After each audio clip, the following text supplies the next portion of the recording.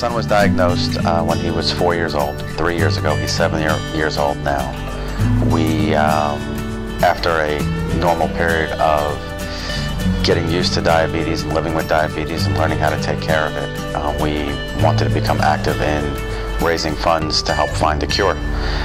The most notable thing that every sort of charitable organization does is a walk. So we were drawn to the walk at JDRF and the Long Island chapter. So it was really our first foray into fundraising, into helping find a cure for diabetes.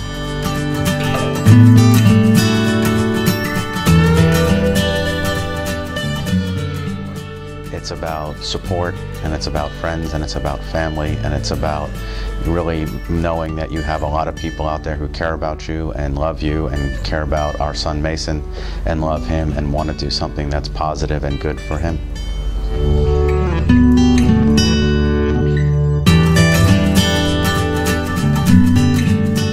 I think our walk experiences, we've done it for 2 years now, this is our 3rd year, have been very positive.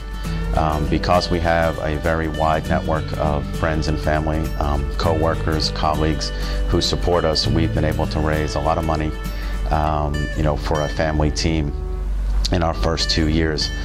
Our first year we raised just over $38,000. Last year we raised just over $55,000.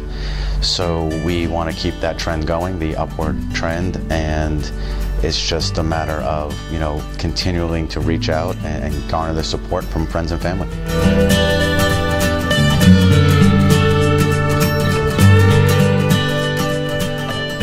Well, our goal is to exceed last year. So 55,000 is what we came in at last year. We want to beat that. Our best tactic has been really utilizing the website. The email system it's what everybody does now. Everyone has a phone in their hand all the time. Everyone's by a computer all the time. So it's a lot of email. We use Facebook. It's word of mouth. It's just getting out and talking to people. It's really just using our relationships, whether it's friends, family, colleagues, co-workers, acquaintances. I'm not shy to ask anybody I meet to make a donation. So our technique is just communicate and get out there.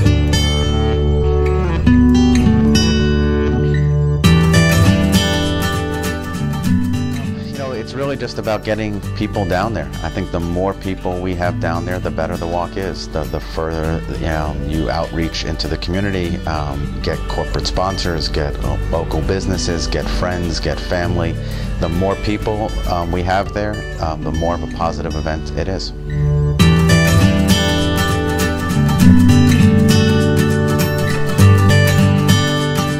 JDRF has a policy of really spreading their money throughout a lot of different organizations, whether it's directly to fund a cure, whether it's for advocacy to support people living with diabetes, whether it's teaching people how to learn, whether it's prevention medicine. They have a lot of different things that they use their money for, and that's important to us because while ultimately what we want to do is find a cure, we know that it's been 30, 40 years in existence already, and while they get closer and closer every year, people who were diagnosed 30 years ago have lived with the disease for 30 years. So for us, knowing my son is 7 years old and he might live with this disease for a long time, knowing that the JDRF is all about teaching people how to live with it, looking to improve technologies, lobbying Congress, it's important to us that they do everything, and it's not just 100% towards a cure, because people live with this disease every day for a long time.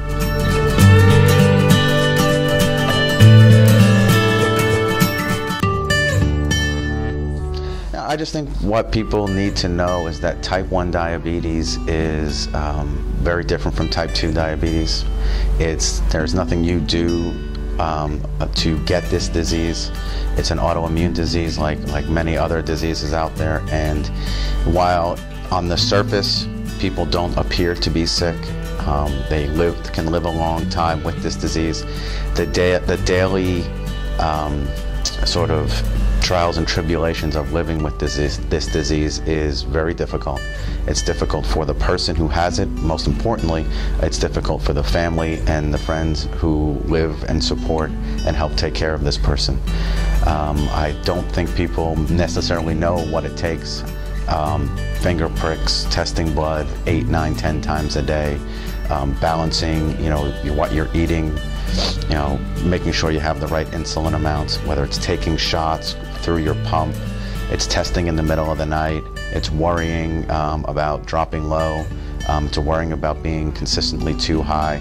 There's so much stress and pressure and worrying around this disease, and to the average person, even myself before we had this disease, you just don't have an appreciation for that. So I think I would really like people to just have a better understanding of what it's like to live with type 1 diabetes.